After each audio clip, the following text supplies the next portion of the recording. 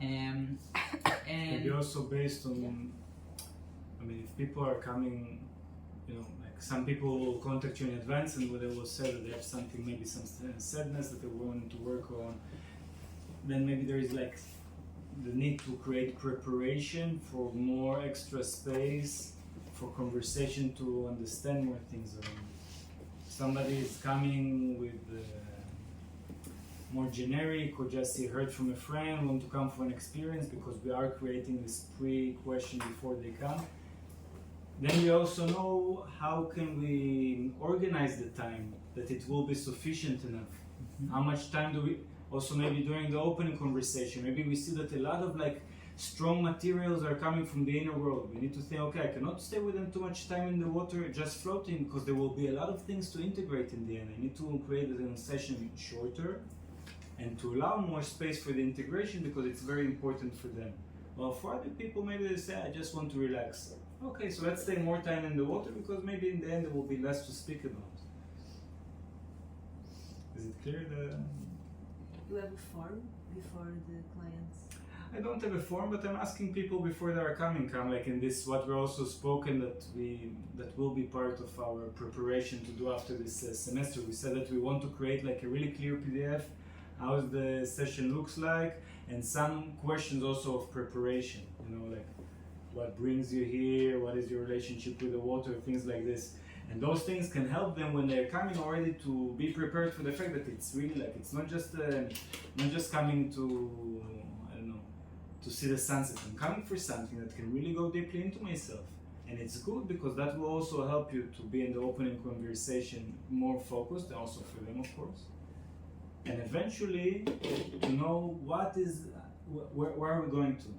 And this is the link, because we are making the link. What they bring in the beginning into what they are willing to assisted by us to understand through the integration. Yes? Yes. Next question, We're not gonna go much further. I see that kind of like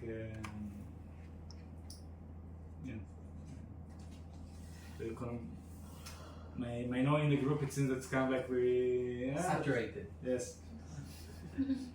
So yeah, we're not going to continue much longer, but I think the next thing I would ask for integration, after you ask how is your body right now, how do you feel, is anything meaningful you want me to know or you want to share with me. You know, maybe they will say, you know, I suddenly had this memory, or maybe they will say, you know, when you held me like this, it was not comfortable for me. Yeah, I don't think you should ask, what did I do anything wrong, or was everything okay for you? You know, you don't need to be in this apologetic and not really confident approach. You know, you're a therapist and you should be confident in what you do. Of course, you should be gentle, but you should leave an open space to hear anything, you know, the client wants to say. So like anything meaningful you want to share with me, you want me to know, you know, just leave an open space for this. I wouldn't, like we ask about the body, we ask about the emotions, I wouldn't ask about something spiritual, you know. If there was something spiritual, maybe they will share, maybe not. We don't need to encourage it, like to force it, you know. If it, because people always have an experience in the body, they always feel something after a session, they don't necessarily have a spiritual experience. Also the same thing with relationships. If they want to share, they will share. I don't think it should be really a part of the protocol.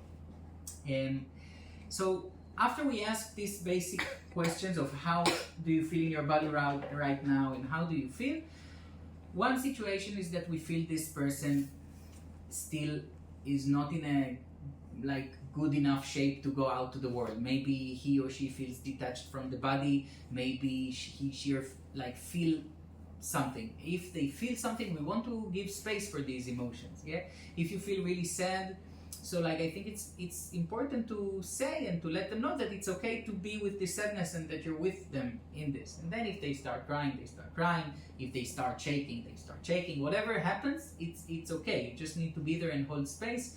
You don't need to do anything. It's just like really being in open, slow pace to allow whatever comes up to come up. What do you do when it's kind of like already coming over the time limit that you have for that session? So I think you should be aware of the time, and I would say, like, start wrapping things, a few minutes before. If something happens and the person is really not regulated, maybe you should, I don't know, it's really extreme situation, but maybe you should even try and say, I will be, like, I'm just taking 1 minute to do something, and maybe you should even, I don't know, text the next client that it will take a bit more, or like you should, I think it's important not to completely push someone out of the door. He or she's in a very vulnerable state, and of course you have another client, and of course we don't want to make the other client feel really bad, but we don't want to push anyone outside of the door when they're not regulated. And then important question to ask is it's to clearly say, hey, we need to finish the session, our time is up, and I really want to know, what do you need right now? Maybe this person is scared that they cannot drive home, so don't drive home now, wait. Maybe they are scared to be alone, and you can ask them, is there anyone around that maybe can come be with you? It's not your responsibility to be their savior, their parent, their guardian. The session is finished, and it's okay that you will take one step back, but you want to understand how this person is staying safe. So I think it's important to really understand how to bring the person back into safety. So one way to bring the person back to safety is that someone from their life will be with them. Another way is to say, I feel there is still a lot we need to talk about. Is it okay that we will talk about it later today or tomorrow? And maybe they will say yes. And it's also very meaningful for people to know that you're willing to give them, 20, 30 minutes more of your time just to hear them again later. So it's really, I think, something that you learn more and more with practice, how to plan the time and how to kind of help people really wrap things up. But the important part is that we want to remember that people, we in these moments after the session, we embody for these people much more than we really are for them. We're not in these moments, we're not their water therapists. We are like this figure that they put their trust in. We are like a figure that now maybe symbolizing their parents when they were kids. Maybe we, so everything we say and everything we do has an impact on them. Yeah, and we will never be perfect. Yeah, we're humans. We will make mistakes. It's okay. Sometimes we will get feedback from clients that when you did this, I felt not secure when you did this. It's okay. Take it in.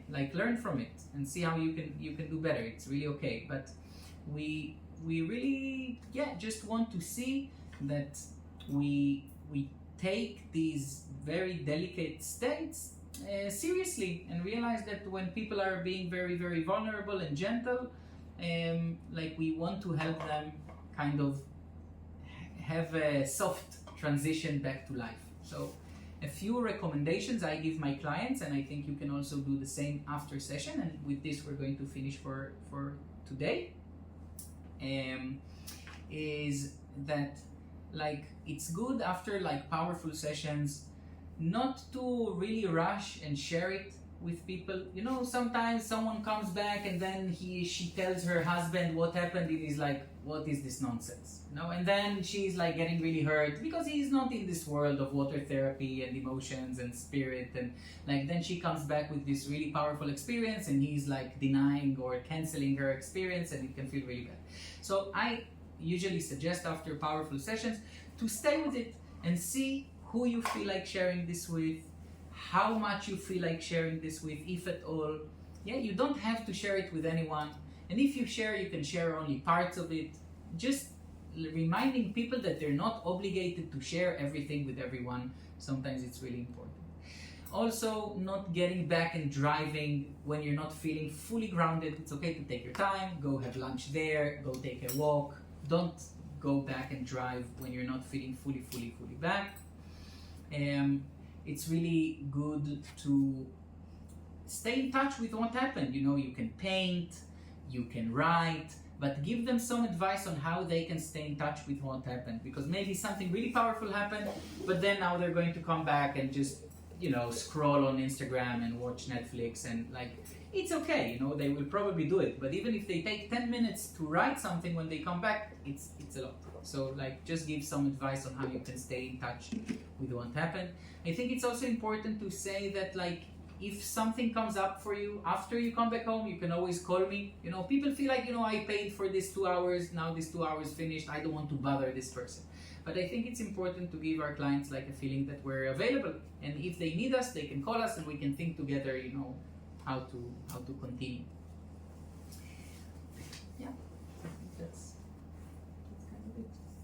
Anything you want to add? Sure. I know I just maybe jumped in, but when you were saying, when we asked the client about what do you experience meaningful, in which moment is that? It's like after we go out of the water, we want to kind of have like this short conversation to see that the person is back. So I said it's good to ask, how does your body feels right now? How do you feel right now? Like, what emotions are in you maybe right now? And then, is there anything else meaningful you want to share with me? Anything that came up for you that you want me to know? So for closing, we're going to share with each other about the cards that we